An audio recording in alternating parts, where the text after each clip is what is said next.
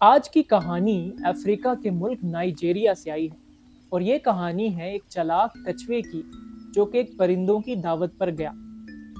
आपको पता है कि बहुत साल पहले कछुओं का जो खौल होता था जिसे हम शेल कहते हैं वो ऐसे खुरदरा नहीं होता था बल्कि बहुत स्मूथ और चमकदार होता था।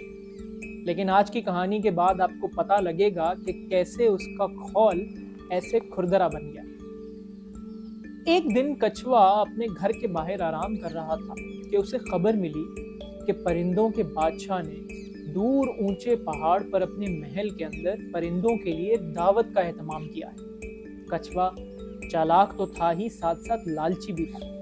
कछुए ने सोचा कि कितना मजा आए अगर मैं भी इस दावत पर जा सकूं। लेकिन एक मसला था कि पहाड़ बहुत ऊंचा था और कछुआ उड़ नहीं सकता।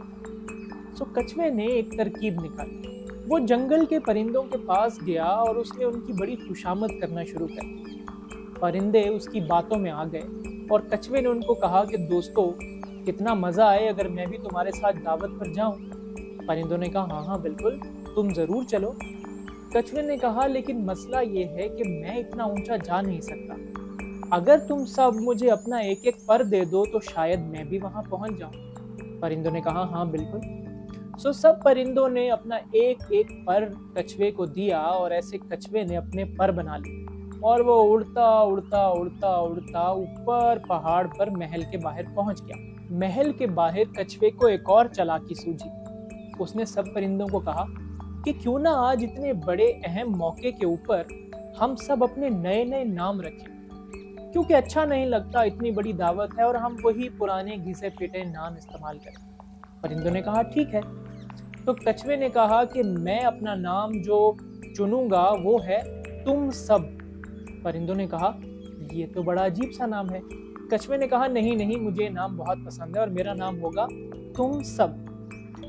ऐसे जब सब परिंदों ने अपने अपने नाम रख लिए तो वो महल के अंदर दाखिल हुए। महल के अंदर एक बहुत बड़े हॉल के अंदर परिंदों के बादशाह ने बड़ी बेहतरीन दावत का इंतजाम किया था। वहां पर सूप भी था, वहां पर चावल भी थे और बहुत सारे मीठे मीठे फल भी थे। उन सबको आता देखकर परिंदों के बादशाह ने कहा आ जाओ आ जाओ, ये खाना सब का सब सिर्फ तुम सब के लिए ही है। ये बात सुनकर कछुआ आगे बढ़ा और उसने बोला हाँ हाँ, तुम सब तो मेरा नाम है। इस तरह कछुआ आगे बढ़ा और उसने अकेले सारा खाना खा लिया। परिंदे ये देखकर बहुत गुस्से हुए और उन्होंने कहा कि तुमने हमारा बहुत फायदा उठाया है, अब हम तुम्हारी कोई मदद नहीं करेंगे। उन सब परिंदों ने कछुए से अपने अपने पर वापस लिए और उड़कर अपने जंगल वापस चले गए। कछुआ बहुत परेशान हुआ कि इतने बड़े पहाड़ की ऊंचाई पर अब वो अकेला रह गया था और उसके पास नीचे उतरने के लिए कोई पर नहीं थे।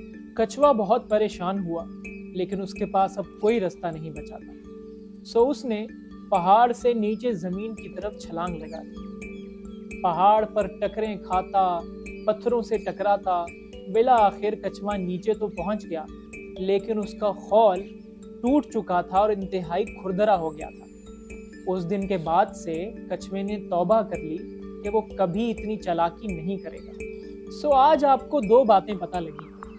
एक तो ये कि लालच और चालाकी का अंजाम हमेशा अच्छा नहीं होता और दूसरा ये कि कछुओं का खौल इतना खुरदरा क्यों होता है।